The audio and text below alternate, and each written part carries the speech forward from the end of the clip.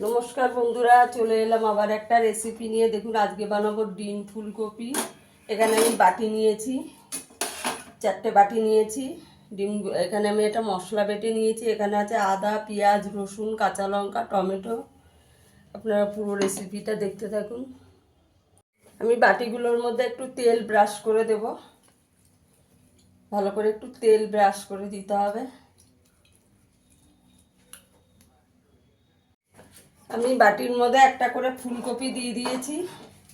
এবার ডিমটাকে দিয়ে দেবো, একটু নুন দিয়ে দেবো। একটু এখানে আমি মশলা বেটে রেখেছি, আদা, পেঁয়াজ, রসুন, কাঁচা লঙ্কা, টমেটো একসঙ্গে বেটে রেখেছি, একটু দিয়ে দেবো ডিমের মধ্যে। দিয়ে ভালো করে ফেটিয়ে নেব। ভালো করে ফেটিয়ে নেব, নিয়ে দিয়ে দেবো।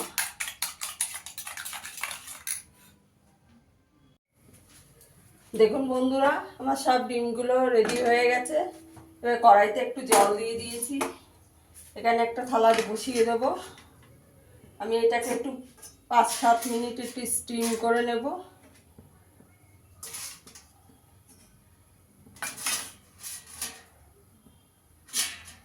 তিনটে হচ্ছে না, 4টে। এবার এটাকে চাপা দিয়ে দেবো 5 মিনিট, 5-7 মিনিট একটু চাপা দিয়ে দেবো। দেখুন বন্ধুরা, আমার ডিমটা হয়ে গেছে। আমি একটা তুলে দেখাচ্ছি। দেখুন, একটু চামচ দিয়ে, ডিমটা ঠান্ডা হয়ে গেলে তুলতে হবে। এই দেখুন কি সুন্দর উঠে গেছে। এই দেখুন কি সুন্দর উঠে গেছে। আমি আর একটা তুলে দেখিয়ে দিচ্ছি। একটু ঠান্ডা হলে তুলতে হবে।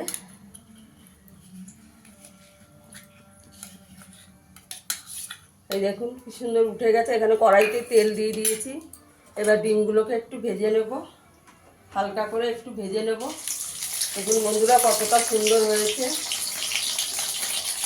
ভেজে নিতে হবে হালকা করে।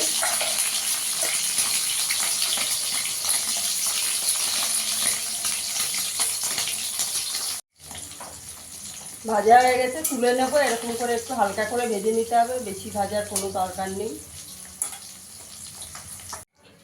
দেখুন বন্ধুরা, ভাজা হয়ে গেছে ডিমগুলো। দেখুন কি সুন্দর দেখতে হয়েছে। এখানে আমি একটু গোটা জিরে ফোড়ন দিয়ে দেবো, এলাচ আর দারচিনি দিয়ে দেবো।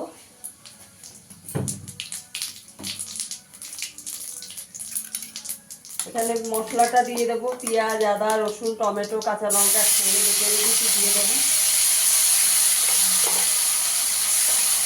আমি এখানে একটু আলু দেবো। আলুটাকে আমি ভেজে রেখেছি। মশলাটাকে ভালো করে কষিয়ে নিতে হবে। এখানে আমি হলুদ গুঁড়ো দিয়ে দেবো 1 চামচ, কাশ্মীরি লঙ্কার গুঁড়ো দিয়ে দেবো 1 চামচ, জিরের গুঁড়ো দিয়ে দেবো 1 চামচ,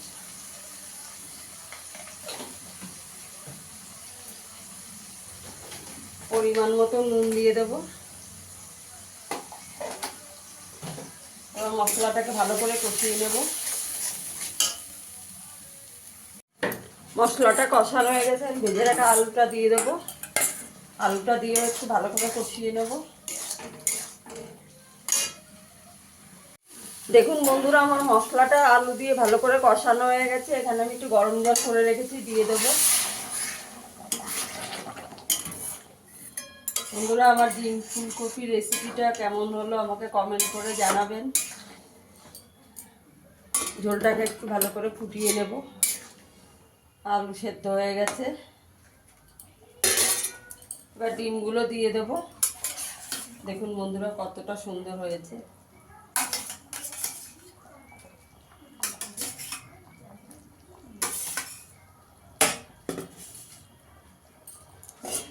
একটু 2 মিনিট চাপা দিয়ে দেব। আমার ডিমটা হয়ে গেছে। একটু গরম মশলা দিয়ে দেব।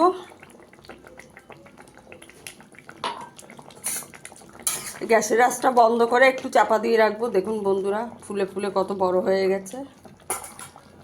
একটু চাপা দিয়ে রাখবো 5 মিনিট।